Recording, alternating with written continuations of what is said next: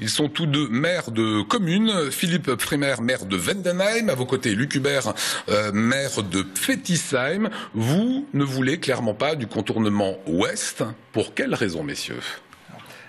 Nous y sommes opposés à Vendenheim de longue date. Alors moi, en tant que nouveau maire, élu en 2014, j'ai suivi ce dossier depuis bien plus longtemps que ça.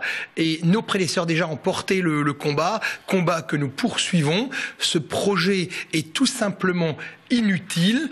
Il s'agit ni plus ni moins pour Vendenheim que de massacrer environ 45 hectares de bonnes... Pour créer ce couloir qui amènera au GCO. Qui va encercler notre village, une saignée de 3 km de long sur notre banque communale, 45 hectares de bonnes terres agricoles inutilement sacrifiées, de beaux paysages massacrés, un remblai au nord de notre agglomération de 10 mètres de haut, où le GCO va passer au-dessus de la voie de chemin de fer avant de s'enfoncer dans la colline du Matterberg à 7 ou 8 mètres sous terre pour déboucher un peu plus loin et venir cisailler de très beaux vergers, un petit vallon romantique bucolique. Pour toutes ces raisons, nous y sommes opposés, mais pas que.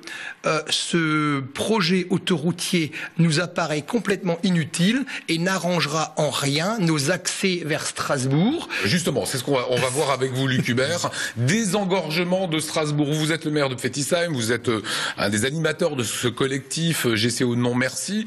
Il faut désengorger Strasbourg. On est bien d'accord. Donc, alors ce matin même, nous avons présenté notre opération de samedi prochain, 24 janvier, 10h30 à Vendenheim. Donc, c'est la deuxième ou troisième cabane anti-GCO. Donc, on va la voir, oui. On va revenir si vous voulez. Et en même temps, nous avons publié, donc nous avons diffusé une brochure qui s'appelle 10 solutions pour faire sauter les bouchons. Donc, cette brochure, elle démontre que le GCO n'est pas une bonne solution. Donc, c'est clairement le problème, c'est pas la solution. Et donc voilà, c'est détaillé dans cette brochure. On pourra aussi détailler si vous le souhaitez. Et en face, nous on veut promouvoir les bonnes solutions pour régler le problème. Voilà, on voit cette cabane. C'est le symbole d'une cabane à péage, c'est ça ? Oui. Alors ce grand contournement ouest, alors les promoteurs ne le disent pas trop. Il est aujourd'hui clairement établi que l'aller-retour sera à 10 € par jour. Pour les véhicules, bien plus que ça, environ 25 € pour les poids lourds. 13 € pour les poids lourds. Oui, qui va l'utiliser? C'est une vraie question, alors qu'on sait que notre autoroute actuelle est surtout engorgée par le trafic pendulaire.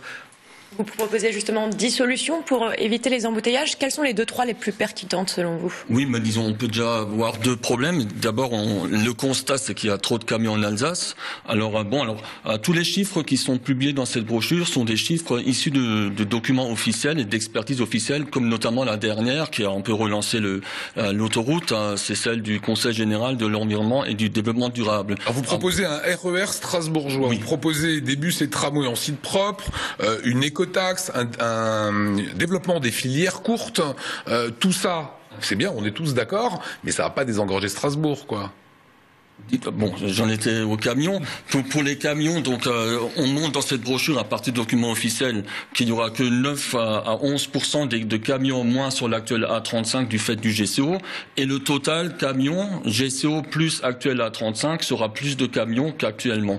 Donc c'est clairement un aspirateur à camion. Et donc pour les camions, ce qu'on préconise, c'est de mettre enfin en place l'éco-taxe en Alsace pour équilibrer la taxe entre l'Allemagne et l'Alsace. On ne sait pas que l'éco-taxe est pliée. Ah non, mais je pense qu'il y a quand même un consensus en Alsace pour demander cette écotaxe et on a un bon espoir qu'elle finira par voir le jour en Alsace. Quand vous voyez Philippe Pfriemer, vous êtes vous le maire de Vendenheim, il y a une grande partie d'activités commerciales importantes vers Cora, vers voilà tous ces magasins Fly, etc. Du trafic, autrement dit, vous en avez pas mal. Quand on entend la région, la CCI qui porte les entreprises, la ville de Strasbourg, l'Eurométropole aujourd'hui, aujourd'hui dire voilà, ça va faire du développement économique aussi, ça va désengorger Strasbourg, ça va mettre en avant cette communauté urbaine, ce sont des arguments que vous entendez? Oui, clairement. Alors le développement économique, j'y suis tout à fait favorable. Vous ne pouvez pas dire le contraire chez vous. Oui, bien sûr. Mais ce qui va de pair, c'est de la fluidité. Mais ce qui est avéré aujourd'hui, c'est que ce GCO ne va pas nous apporter de fluidité. Alors les grands penseurs nous disent pour aller de Célestat à Agneau.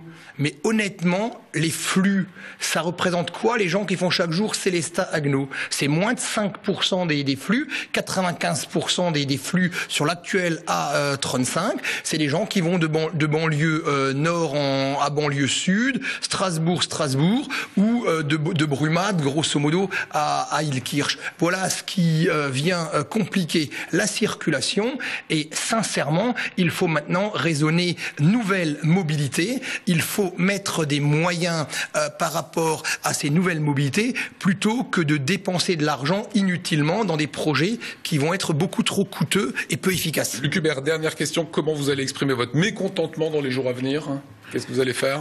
Donc le 24 janvier à 10h30, il y aura donc en fait c'est la 3e cabane, mais disons la 2e cabane pérenne qui sera inaugurée à Mendenheim.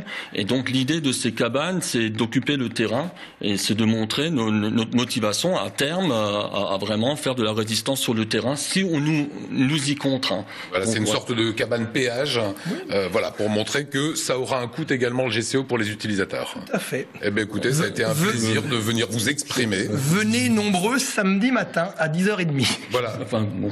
Non, dites-moi, Luc. Non, je voulais ne partez pas avec de la frustration. Non, il n'y a pas de souci. Je voulais juste dire encore quelque chose par rapport au milieu économique. Et on pense quand même que les lobbies qui promeuvent le GCO, ils sont en train de mentir et de tromper les artisans et les petits chefs d'entreprise parce que il n'y aura pas de solution pour eux. On parle souvent des gens qui veulent faire Agneau-Célestat, qui sont très minoritaires, mais même pour eux, les bouchons au niveau de Brumath, ils subsisteront. Et c'est les bouchons les pires pour la journée, enfin aux heures de pointe du matin. Et puis par exemple, on oublie souvent le petit artisan plombier, électricien qui va aller de Bicham à la Méno, de Schiltigheim à Ilkirch. Comment il va faire si on requalifie la 35 actuelle en boulevard urbain? Le détour par le GCO sera beaucoup trop long et ces gens-là, on n'en parle pas. Ils auront beaucoup plus de problèmes avec la solution qu'ils nous ont proposée. GCO plus requalification à 35.